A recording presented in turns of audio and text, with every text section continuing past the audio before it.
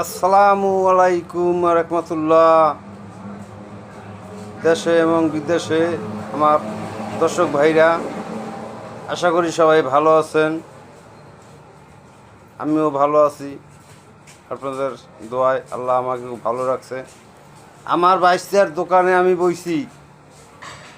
এটা বড় দোকান, দেখছেন, বড় দোকান।